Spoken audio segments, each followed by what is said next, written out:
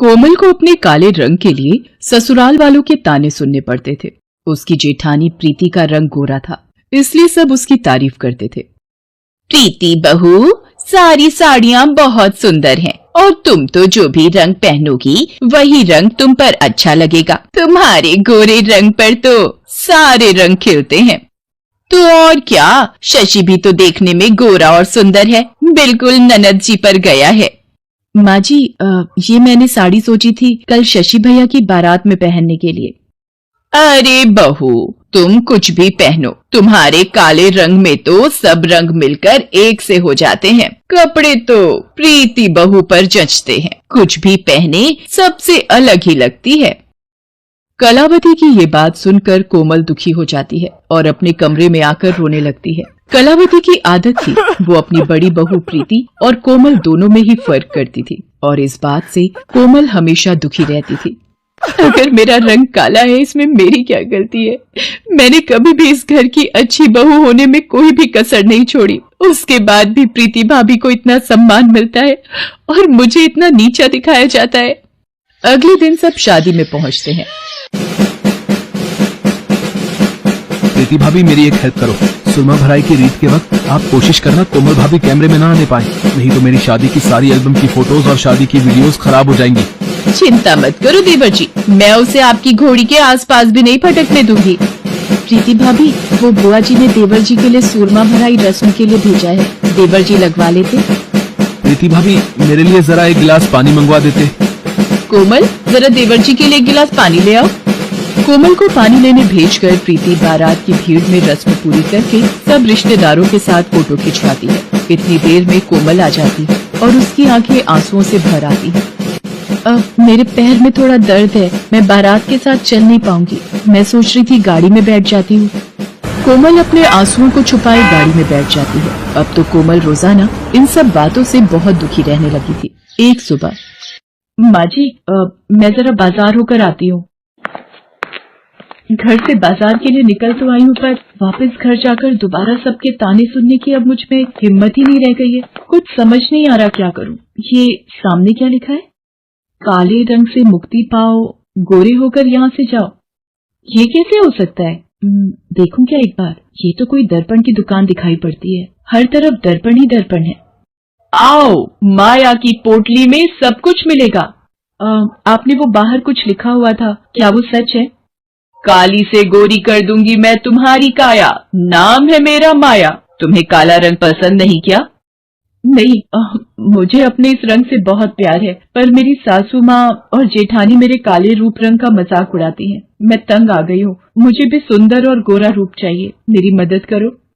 ठीक है, तो मैं तुम्हें जादुई दर्पण में भेज देती हूँ, पर एक बात याद रखना, इस जादुई दर्पण का जादू हर अमावस्या की रात के लिए समाप्त हो जाया करेगा। यदि उस रात तुम्हें किसी ने देख लिया तो उसके बाद दोबारा तुम कभी भी गोरा रंग नहीं पा सकोगी, तुम फिर से काले रूप रंग में आ जाओगी। माया कोमल को जादुई दर्पण के अंदर भेज देती है और कुछ देर बाद वो उसे वापस बुलाती है और देखते ही देखते कोमल का काला रंग गायब हो जाता है और कोमल गोरे रंग की बन जाती है। ये मैं हूँ? मुझे तो यकीन ही नहीं हो रहा है, मैं इतनी सुंदर बन गई। अब तो मेरा मुकाबला कोई नहीं कर पाएगा। सासू माँ और जेठानी जी तो देखती रह जाएंगी। आपका बहुत बहुत धन्यवाद माया जी, मैं आपका ये एहसान कभी नहीं भूलूंगी। माया के जादुई दर्पण से गोरा रंग रूप पाकर कोमल बहुत खुश हो जाती है। सारे मोहल्ले वाले भी उसे देखकर हैरान रह जाते हैं। ये कलावती जी की बहू कोमल है ना? ये सुंदर कैसे बन गई? इसका रंग तो बहुत काला था, पर ये तो बहुत ही गोरी हो गई, जैसे अभी दूध से नहाकर आई हो।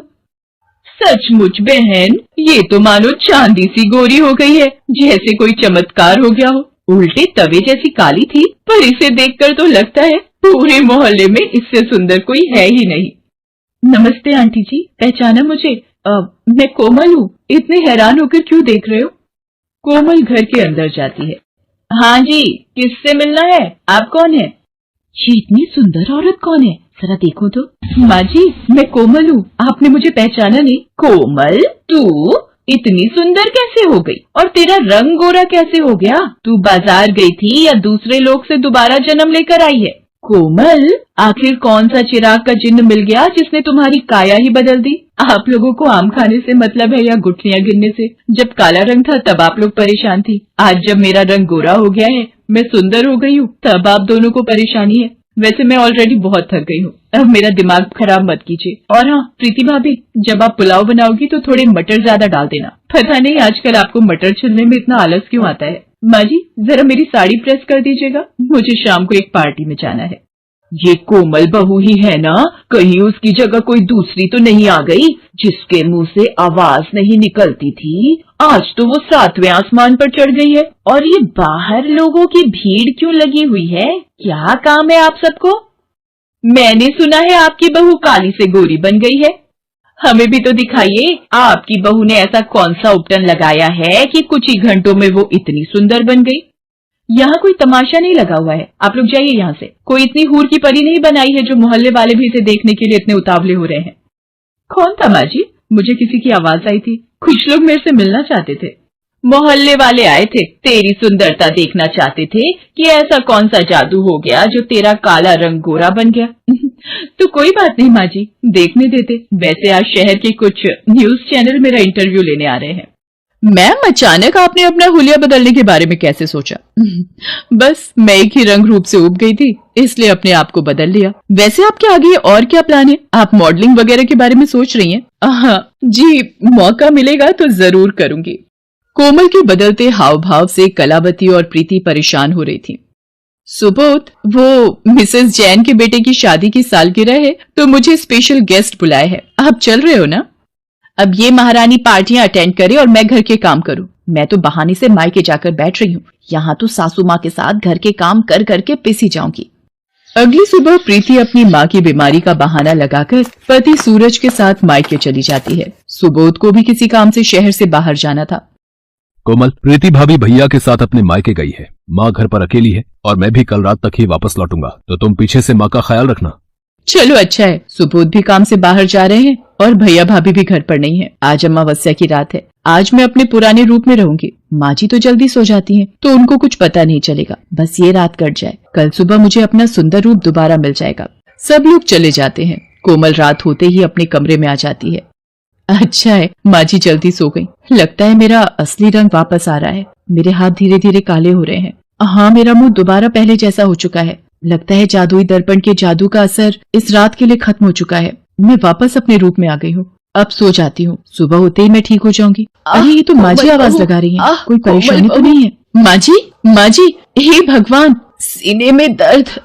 कोमल बहू, लगता है माँ जी की तबीयत खराब हो गई है। मुझे इन्हें अस्पताल लेकर जाना होगा। कोमल कलावती को ऑटो में बिठाकर जल्दी से अस्पताल लेकर पहुंचती है। कुछ वक्त के पश्चात कलावती की हालत में सुधार आता है। कलावती को अस्पताल लाने के चक्कर में कोमल ये भूल जाती है कि उस दिन अमावस्या की रात है और उसे अपना असली रूप मिला हुआ है। कलावती कोमल का असली रंग रूप देख लेती है। कोमल रोकर कलावती को सारी बात बताती है। मेरी प्यारी बहू, गलती तो हमसे हुई है। तेरा तो मन बहुत साफ है। तू तो मेरी जान बचाने की फिक्र में सब कुछ भूल गई। तुझे तो ये भी याद नहीं रहा कि यदि किसी ने देख लिया तो तेरा जादू छिन जाएगा, दोबारा कभी नहीं मिलेगा। और इस सब का कारण मैं बनी। माँ जी, आपकी जान से बढ़कर मेरे लिए कुछ भी नहीं है। आप हो तो सब कुछ है। उस दिन के बाद हर कोई कोमल की तारीफ करता है। कोमल को भी समझ आ गया था कि दर्पण सिर्फ ऊपरी सुंदरता बयान करता है और जो व्यक्ति मन से सुंदर है उसकी हर जगह प्रशंसा होती है।